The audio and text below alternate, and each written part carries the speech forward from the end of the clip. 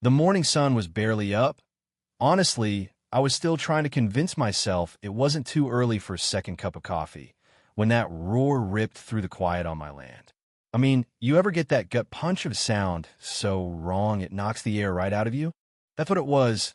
Heavy machinery, snarling and snapping, not 20 yards from my porch. And right then, I just knew.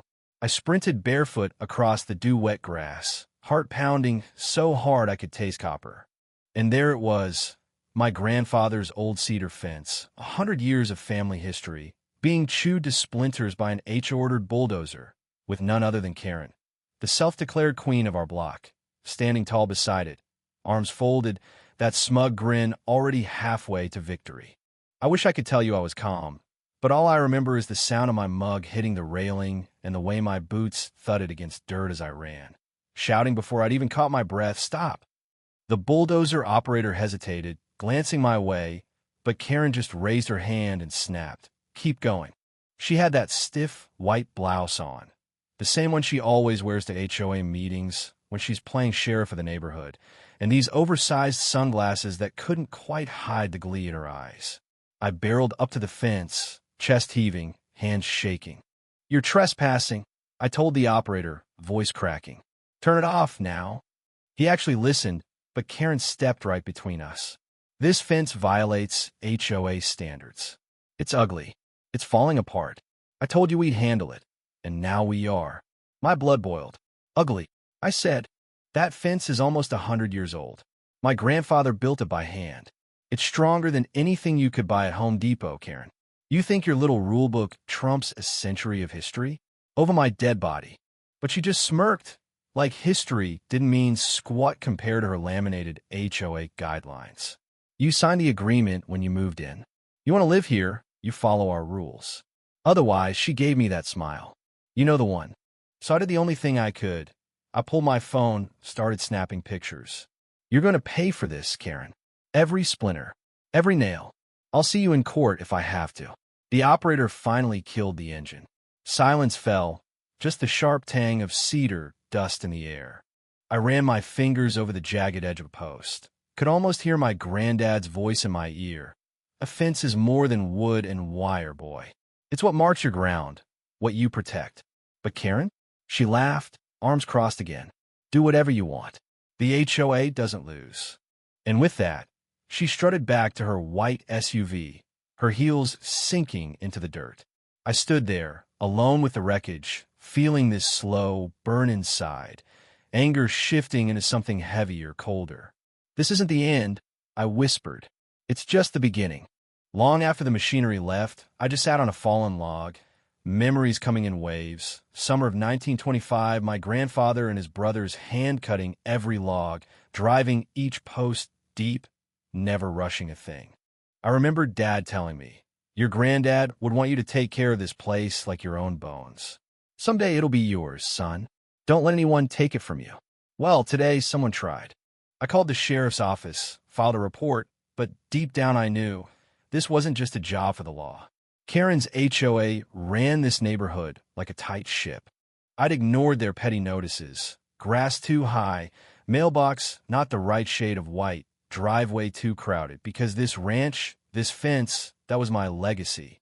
Now I regretted not reading every line of their paperwork, not fighting sooner.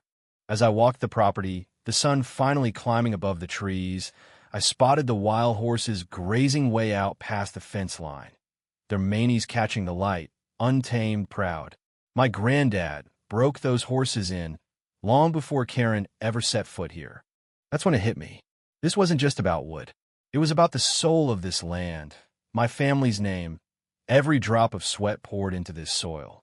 I spent that afternoon digging up every old photo of the fence, family barbecues, birthday parties, everyone with that cedar in the background, standing guard. I wrote letters, gathered evidence, and by sundown, I had a folder thick with proof and a heart full of fire. Karen might love her rules and her power, but she didn't know who she'd messed with. And then, the first twist right on cue. Next morning, there's an envelope in my mailbox, stamped with the HOA seal. Notice of violation and restoration fee, it screamed in bold. Not only did they bulldoze my fence, Now, they were fining me $2,500 for landscape cleanup and uniformity restoration. You ever get so mad you can't even laugh? That was me. I didn't wait. I drove straight to Karen's house. Pristine hedges, driveway sparkling like she power washes it every day. She was already on the porch, sunglasses and smile, waving that letter like a trophy. Good morning. I take it you got our notice. I waved the crumpled letter back. You tore down my grandfather's fence, and now you want me to pay you for it. She didn't even flinch. Rules are rules. You signed the agreement. It's for the good of the community. I stepped closer. That land was here before you, before your rules. You don't get to decide what stays or goes. She just sipped her iced tea. Go ahead, call the law. You'll find the HOA has its own ways. So I did what I always do when I'm up against a wall. I talked to my neighbors. That's when I met Dave, next door, mowing his lawn. Karen's on a power trip, he said. Found me last month over my mailbox. Threatened the Johnsons about their shed. More and more stories trickled in. Lisa, down the street, got a warning for her kids' bikes. Old Joe, a Vietnam vet, fined for his flagpole. Before long, I had 8 neighbors on my back porch, all fed up, all ready for a fight.